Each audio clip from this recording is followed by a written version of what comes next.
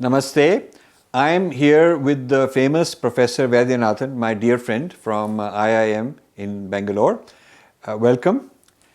And today we're going to talk about the Breaking India forces, the current state of play in Tamil Nadu.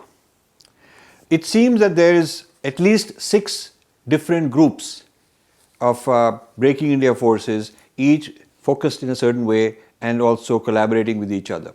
So we have the Dravidianists. That's a powerful group which we've talked about before. They're still there. There is the church, which is playing and appropriating various other groups, but there is a nexus. The church is a powerful worldwide organization, very institutionally defined. There are now jihadis.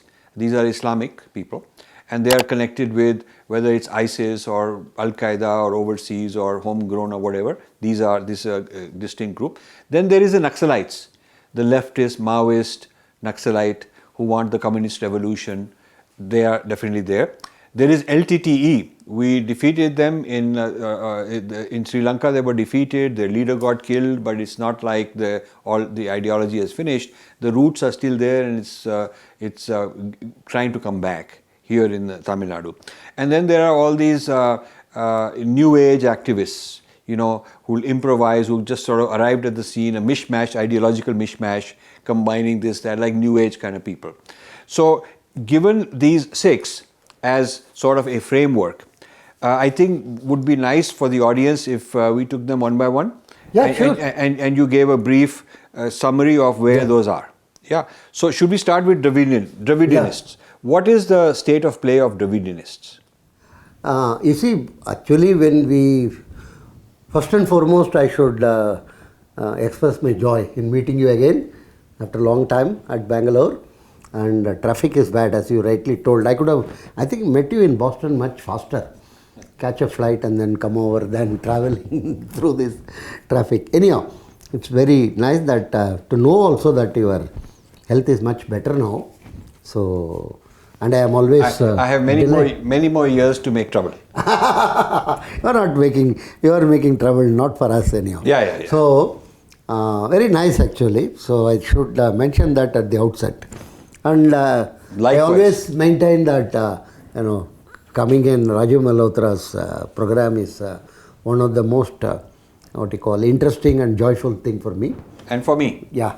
So now, our relationship I think you recollect, goes way back. Several decades. I came on a wintry night to Boston, and so this Dravidian is a very broad name nowadays, appropriated by all sorts of fellows in Tamil Nadu. But the original one is what they call as Periyar. Periyar means a big man, which he was not. His name was E.V. Ramasamy Nayakar. We will call him EVR actually. You see, this is out of South Indian Liberal Federation, which got started in 1920s as a pro-British organization. It was funded by British and encouraged by Telugu landlords. They called the South Indian Liberal Federation. After that, it got converted itself into Justice Party, still supported by the British. Slowly, the Telugu landlord organization became anti-Brahmin organization, because the initial stages, a lot of these Congress activists were Brahmins. So I thought the Britishers thought it will be worthwhile to divide. So what they could do with the Muslims in North India, they tried to do it same way here in the other context. And then this Justice Party developed and became, that Ramasamy Nayakar was the chief of the Justice Party. And then he is completely pro-British. In 1942, he had a conference in Salem, wherein he clearly told Mahatma Gandhi is a mental case and he should go to London to get himself what one can call checked or something. Then he added, he would also like even if British go out of India, let them, but this Dravida Nadu, what he visualized that time, sort of large portion of southern part of India, should be ruled from London. He requested. Then he did try to meet Jinnah, and he did meet and told him, why don't you... they actually agreed to support each other. Yeah.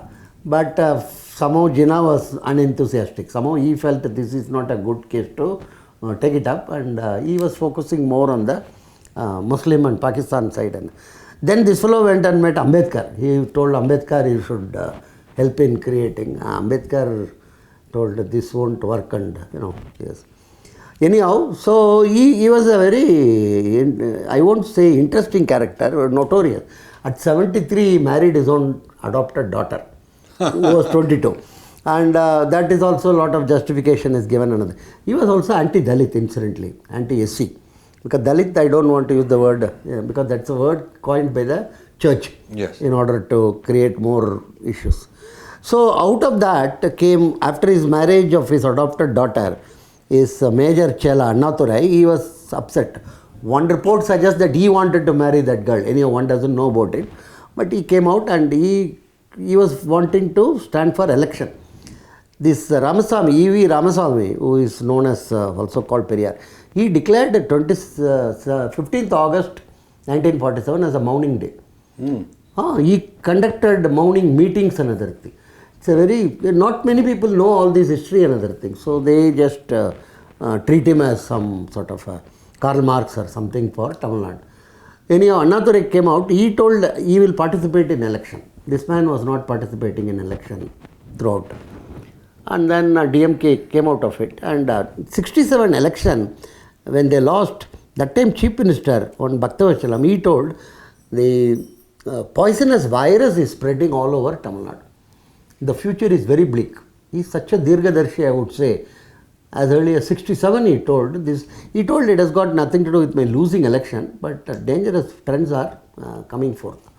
He was very right, actually. So this, they went for election, and the political party part of it was captured by Karunanidhi, who made it into his family fiefdom. He is not like any. So he made his son as in charge, and his grandson, that his son is now taking over this. So that's the equivalent of the Nehru dynasty in the south. Yeah, in Tamil Nadu context actually. So then the whole point is they came to power at Delhi. They occupied a position during this United Front and various type of and they enriched themselves substantially. But periodically they will, whenever they are not in power, they will talk about Tamil pride, the federal system and all this. When they are in power, they were just like making money. Making money is their primary objective, and it's a huge family enterprise. For instance, his nephew, grandnephew, he built up this entire empire of this Sun Television, and it is also reflected in Karnataka. It is called Kaveri. Like that, they have huge network of, and there is absolutely no concept of conflict of interest in India. When his nephew was, two brothers there, one of them is running all this television network as well as the network of these various other entertainment channel. Other brother was in charge of telecommunication and information. Can you beat this? There is. And then there is also a big case going on for a long period of time that huge, number of this telephone cables, numbering some 900 plus. He kept it at his home. He asked them to install it at his home, and he was using it for uploading it from Singapore and Hong Kong, because in those days uploading has to be done from those locations. So he was using public property like private thing, and he was brazen about it actually. Anyhow, now they are not in power at this state level, but what has happened is this group has like cockroaches. They have got too many Dravidian small parties today, and some of them taking very extreme stance, and some of them telling we are Tamils, we are not Hindus, for instance. That is one of the basic slogans today. And then they are rewriting history left and right. They say the Caldwell who originally came and who did some translation of some of the Tamil work, and purely for the Caldwell is considered deity almost. Yeah, and not only deity, they are telling he is the originator, he is the first man of the Tamil thing who saved, and so they quote him another thing. Not only that, some small group within there, they recently, unbelievability, they celebrated this collector Ash, who was shot dead by a freedom fighter Vanchinathan in Tamil Nadu. But they celebrated Collector Ash. They said that he was a great man and he was for social justice. While this Vaidyanathan is a Brahmin. So he went and shot him because the collector was for. So a lot of perversion is taking place. And it is not just any more fringe elements. That is the most important thing. They are becoming, more pervasive. And some of the offshoots, as I telling, one of the offshoot is they went out and he started his own Marumalarchi Dravidam Munnetra Kazhagam. He is one Vai Gopalaswamy. He is also now got elected to Rajya Sabha. Who, they speak, against the sovereignty and integrity of the country like nobody's business. They say India should be split. And for them, these Dravidian groups, the channels or TV channels are extremely helpful. And some magazines also. This is something very dangerous trend. In Tamil Nadu alone you find, I don't see it in other regional languages, discussions are held openly about Tamil Nadu being separate and how it can manage and all these things. It's very difficult in any other context. I'm very puzzled actually, maybe because this is far away from Delhi or I don't know, whatever the reason, this is as of now tolerated, all this type of thing. And so the channels are extremely pro this Dravidian group. And this Dravidian group also has got alliances with the church and the jihadi groups. Church has got good hold over these groups actually now. So should we now talk about the church? Yes. Okay. So we talked about the Dravidian group, but besides that one family and that party, it seems to me that it has spread much wider, the Dravidianism, this whole Aryan-Dravidian divide and Tamil separatism, Tamil chauvinism, because we've done some conferences on all these matters. Correct. And it seems like now it's become almost like a grassroots matter of Tamil pride that you have to be anti-North and anti-Sanskrit. Correct. You feel that way. Yes. So in that sense, this family's enterprise has been successful because this is what they wanted. Phenomenally successful. They wanted to do it. Actually, if you talk today about, for instance, Desam, country, a lot of people pounce on you today in Tamil Nadu. What is this country and other thing? Talk only of Tamil Nadu. So the whole, thing is like a, horse on a and it's also in their education system. These are the histories they're teaching. Correct. Only, you see, if you read the school textbook, so much on E.V. Ramasamy Nayakar and Annadurai, Right. running into some 5-6 pages, Right. nothing on even Chola kingdom. Right. I'll come to that. Recently, somebody, so-called, cinema director, Ranjit, he said, Cholas were the horrible people. They confiscated all the land of Dalit, as if he has got all the encumbrance certificate issued by the Tahsildar at the Chola time, which is 1,000 years before. And he also told they are the ones who created this Devadasi system, which is totally untrue.